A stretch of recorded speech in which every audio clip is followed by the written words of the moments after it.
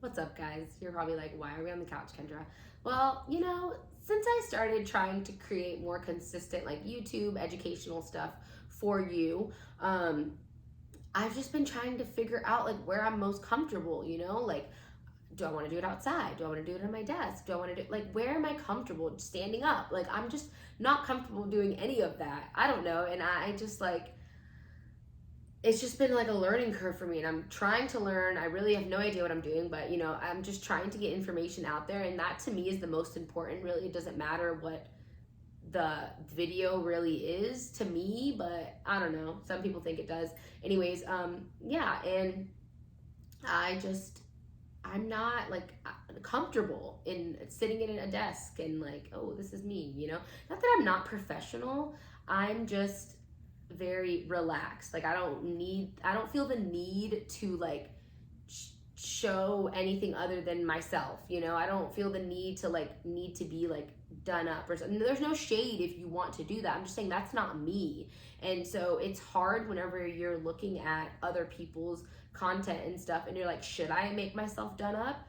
Should I like look more professional? Should I but at the end of the day, I'm not comfortable with that, and that's not something I want to do. And this is genuinely just me trying to help. So I'm not going to make it into this huge like thing when it's just me just trying to put out genuine helpful information. So anyways, this is me. Welcome to my couch. This is my spot. Love this couch. Okay, what are we going to talk about today? I'm sorry. Oh my gosh. So if you can't tell, I'm not feeling great. But anyways, okay. What are we going to talk about today? We're going to talk about the gray areas of fitness. There are so many gray areas of fitness, and it's really hard to get it out in a 90-second reel, at least for me, because it's like 80-20 is all that matters, but you know what I mean? It's like strength train 4 times a week, but there's so much gray, and I really wish people would understand that, because if people really understood that there's so much gray, then they would realize that so many things work, like you don't have to do it the same way somebody else does, and you don't have to be so rigid with these principles, because there's so much gray.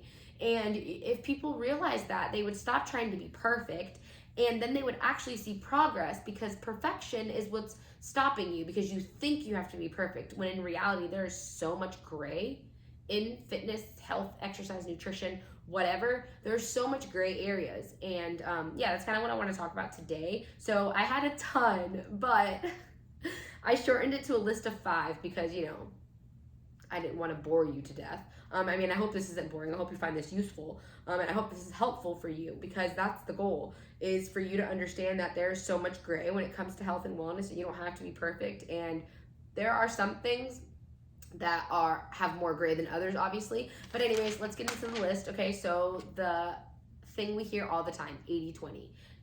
All you have to do is be 80% consistent with your food and have 20%. You can have 20% of whatever you want, or be 80% consistent in the month. That's all you need. You need 80% consistency in everything you do, which, yes, that is true. But if you haven't been doing anything, honestly, like 70-60% consistency is going to work for you. If you're going from no types of workouts in years, and you're going from no type of movement, no type of structure to anything, 60-70% is going to be good enough. So push for that. And then once 60-70%, once you will see progress, and once you stop seeing progress at 60-70%, go to 70-80%. You know what I mean? Like, work smarter, not harder, for as long as you can, especially when you're first starting out. You have so many gains on the table because you're just starting out. So why would you want to? You don't need to go through these extremes of, I need to be so hardcore, I need to make sure I'm doing this, I need to make sure I'm doing that, I need to hit this exact protein number, hit this exact calorie number. Like, no, you don't. You really don't. So honestly, when you're first starting out, 60-70 is good, and work for that until that doesn't work anymore, and then push it. And then on the opposite side of it, For the people who live in 80-20. Like there are people like me, for example, I pretty much live in an 80-20 rule. I'm 80% consistent with everything, with my nutrition. Well, my workouts, I would honestly say I'm like 100% consistent because I love to get my workouts done. But my nutrition is 80-20 for sure. And so what that means for me is that whenever I want to go into a calorie deficit, or calorie surplus, whatever, I need to be more like 90% consistent because I live at 80. So because that's where I live and that's where I kind of like, function, my body isn't going to respond if I keep doing the same thing, you know what I mean? So I need to be a little bit more consistent for me to see those tiny last little bit of changes. And then that comes to the question really of personal preference. If you care about those last little bit of changes, you don't have to do it, that's just like, once you've hit like your healthy body fat percentage, healthy goals, healthy weight loss, healthy lifestyle, movement, blah, blah, blah, the rest of it is just a want. It's not a need. So if you want to see more progress when you're on that other side of it, then you're gonna have to be more than 80% consistent for that to happen. Okay, next up, 4 times a week of strength training is optimal for, building muscle, hypertrophy, blah, blah, blah. Yes, it is. But if you only have 2 times a week where you can find the time in your schedule to work out, then guess what? That's what's optimal for you. Because what is it, 4 times a week or nothing? That makes no sense, obviously, But I say obviously, but a lot of people do that. They're like, I only have 20 minutes. And it's like, cool. It's not I only have 20 minutes, is you have 20 minutes. You can do something in 20 minutes. And yeah, it's just this, like your strength training workouts don't have to be an entire production of, get to the gym, take your pre-workout, and get your 60-minute, hour and a half strength workout in, and then go hit the sauna, and then get a 15-minute stretch in, and then do 10 minutes of cardio to cool down, and then come home and have your post-workout protein shake. Like, it doesn't have to be this whole thing, and that looks cool. That's great for reels, but it doesn't have to be that. If you want it to be that and you have the time for it, please do you live your life, but it doesn't have to be that. So I think that's a huge misconception. I mean, I know it is because people come to me all the time and they're like, I don't think I can start right now because I only have 20 minutes 2 times a week. And I'm like, that's great. Like, are you kidding me? You're going from nothing to 2 20-minute workouts. Why would you think that's nothing? You know what I mean? Like, that's just an improvement. So again, lots of gray there. And yeah, we're gonna move on. So calories are the only thing that matters in a fat loss phase. Yes, but so weight and fat loss are 2 separate things. We all know this. When you lose weight, you can lose muscle, water, fat, all kinds of things are happening. Fat loss is when you lose only fat.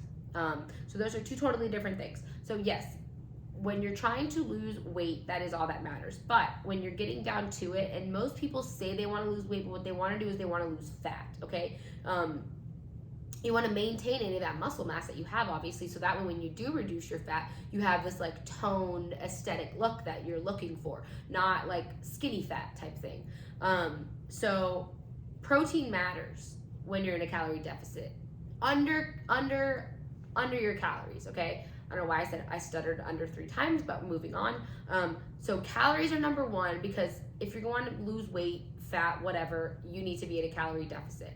But if you want to maintain your protein and try to make sure that you lose mostly all fat instead of muscle, protein comes right underneath that. So again, that's kind of gray, but that's what works. Okay, I love this one. Back squats are great for building legs, and you have to go past parallel. Yes, but no. So back squats are great for building, your quad. They're mostly a quad exercise, and a lot of people think they're glute dominant, but they're not. They're actually quad dominant.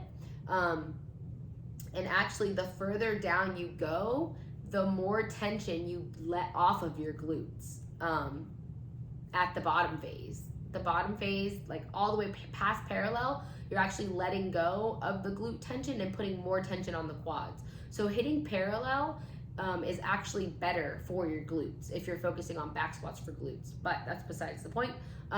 Yes, they're great, but that they're not the only thing. You know what I mean? Like if you have issues with your back, or if you have issues with your hips, or if you just can't get to parallel, past parallel, because whatever mobility issues you have, then guess what? There are a ton of other shit you can do. The leg press is great. Does the same exact movement, except obviously, you know, the load isn't on your back. You're getting rid of the balance and all that factors that play into a back squat. But you have to outweigh the good and the bad. You know what I mean? Like, what are you going to do? Hurt your back because you're forcing yourself to do a back squat, and then what? And then you can't do anything. So back squats are great, yes, but they might not be great for you. Okay? All right. So this one always gets me, and it kind of annoys me when people say, I had someone tell me, I left the gym and no, I was getting on a machine behind someone, and it annoyed me that they were only using 10 pounds. Like, come on, push yourself. And I'm like, what? How do you know 10 pounds wasn't heavy for them? Weight is relative, people. Weight isn't just like this set number, like 50 pounds, everyone 50 pounds for everybody. That doesn't make any sense. It really frustrated me when she said that, but I just know it's just, people just don't know any better, you know? So you should be lifting more than 10 pounds for strength. No, and yes, but weight is relative. Weight is relative for you. If heavy to you is 10 pounds, and guess what? That's strength training, you know? Strength training doesn't mean you lift high number, like 50, 60, 70, 80, 90 pounds. Those are all considered heavy, but anything under 50 isn't heavy. That doesn't make any sense. You know what I mean? Strength training is relative to the person. So whatever's heavy for you, that's what matters. Yeah. And that was the 5 that I had. I do have a ton more. If you like this, let me know, and I'll run through the other ones. Or if you have some that you want me to talk about, just comment or just send me a private message, whatever, and I'll talk about those on the next one if you like this. But yeah, moral of the story, guys, is there is so much gray when it comes to fitness, when it comes to health and wellness. It is not one way for all, and something is always better than nothing at all. So you got this. I believe in you. All right. See you next time on our, we got to give this couch a name, on our, because I'm so comfortable here, I'm definitely making my videos here from now on. What are we going to call it? Our big, comfy, healthy couch. I don't know. We'll work on it. Get back to me.